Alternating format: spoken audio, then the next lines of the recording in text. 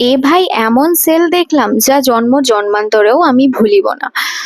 তো yes guys, শিলিগুড়িতে নাকি এমন একটা বিগেস্ট সেল চলছে যেটাতে নাকি সব থেকে বেশি 90% পর্যন্ত অফ দেওয়া হচ্ছে। আর সেই দেখার জন্যই আমি বেরিয়ে পড়েছি আজকে। তো চলো, লেটস স্টার্ট। তো হেই এভরিওয়ান, আমি Sannidha and welcome back to my channel. তো আমি একদম ভেন্যুর সামনে চলে এসেছি আজকে। এই যে সেলটা চলছিল, এটা কিন্তু একটা ব্যাংকুয়েট হলের একদম গ্রাউন্ড ফ্লোরে হচ্ছিল। আর দেখতেই পাচ্ছ সব লোকজন কিন্তু প্রচুর ভিড় জমিয়েছে। চলো ভেতরে গিয়ে দেখা যাক কিরকম হয়েছে ব্যাপারটা। যেহেতু গ্রাউন্ড ফ্লোরে হচ্ছিল, একটু তো ভেতরে গরম ছিল, এসির ব্যবস্থা সেরকম ছিল না, আর লোকজনও প্রচুর এসছিল। তো আমরা জাস্ট এন্টার করে যা দেখলাম তাতে আমার হয়ে গেল চক্ষু চড়ক গাছ। তো জাস্ট এখান থেকে কখন বেরোবো সেটাই আমার মাথায় আসছিল, কারণ ভেতরটা ভীষণ গরম ছিল। আর ঢুকেই যা দেখলাম সেটা হলো এই বালিশের অ্যান্ড কুশনের সেটগুলো। এই কুশনের সেটগুলোর প্রচুর দাম ছিল, যেগুলো আমার মনে হয়েছে একটু বেশি ওভার রেটেড। আর তাছাড়াও বেশ কিছু ছোট ছোট স্টলের মতন করে দিয়েছিল, বাট সেলের নামে যে এই ধরনের জিনিস দেখবো সেটা সত্যিই আমি কল্পনা করতে পারিনি। তো বলতে পারো আমার এখানে এসে এটা একটা ওর্স্ট ফিলিং হয়েছে। অ্যান্ড তবে সব জিনিস যে খারাপ রয়েছে সেটা বলবো না। যেমন এখানে বুটসের কালেকশনস গুলো বা স্নিকার্সের কালেকশনস গুলো নো ডাউট ভালো ছিল।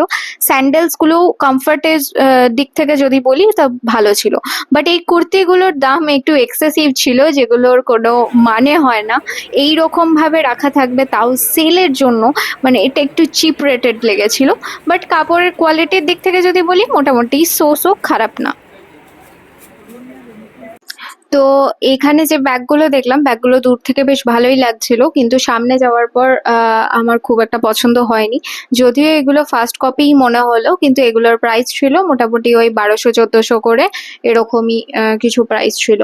তো যাই হোক, সব লোকই মোটামুটি আসছে, দেখছে, আর মুখ কালো করে চলে যাচ্ছে। আর এখানে একটা শার্টের দোকান দেখলাম। এই শার্টের দোকানটাই মোটামুটি সবগুলো দোকান ঘোরার পর আমার একটু ঠিকঠাক লাগলো, কারণ একটু ভদ্রভাবে আর কি রাখা ছিল।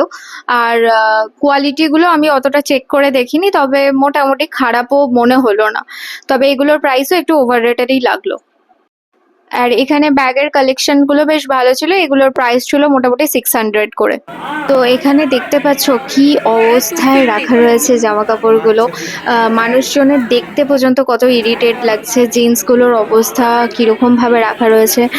মানে আমি জানি না এই সেলটা নাকি গ্র্যান্ড মানে ডিসকাউন্ট দেওয়া হচ্ছিল এইগুলোতে, আর সত্যি কথা বলতে তাও আবার ব্র্যান্ডেড কাপড়ের ওপর। বাট সিরিয়াসলি আমার তো মনে হয়নি, তাই এখানে এসে আমার ভীষণই ওর্স্ট ফিলিং হয়েছে।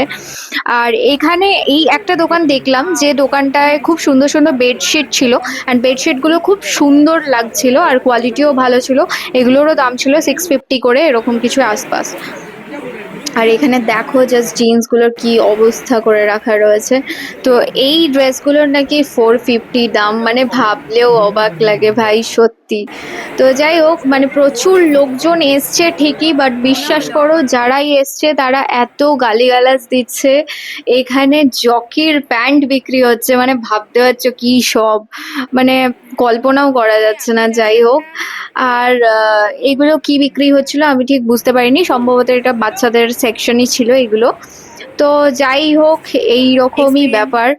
আর দেখো, দেখতে থাকো। তবে যাই হোক, যেদিন আমি গিয়েছিলাম সেদিন প্রচুর এক্সাইটমেন্ট নিয়ে গিয়েছিলাম যে অনেক ব্র্যান্ডেড ব্র্যান্ডেড কাপড় হয়তো এখানে সেলে পাবো, কারণ সেরকমই হাইপ ছিল আর কি যখন রিল দেখে এসছিলাম আমি। আর মোটামুটি আমার মতন অনেকেই হয়তো রিল দেখেই এসছে, অ্যান্ড আসার পর সবাই মন মানে বিশাল এক্সাইটমেন্ট নিয়ে ঢুকছে ভেতরে, বাট বেরোচ্ছে যখন খালি হাতে এবং আপসেট হয়ে বেরোচ্ছে। তো এটা খুব সত্যি কথা।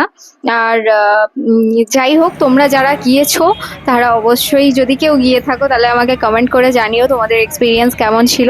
তো দেখতেই পাচ্ছ অনেক লোক যাচ্ছে, কিন্তু আলটিমেটলি খালি হাতেই বেরিয়ে আসছে এবং মুখে বিরক্তির ভাব নিয়ে বেরিয়ে আসছে। তো দেখা হচ্ছে নেক্সট কোনো একটা ভ্লগে। আজকের ভ্লগ আপাতত এই অবধিই ছিল। আর তোমরা যদি কেউ এখানে গিয়ে থাকো তাহলে অবশ্যই তারা কিন্তু আমাকে জানিও যে কেমন লেগেছিল, কি ফিলিং হয়েছিল তোমাদের। টাটা।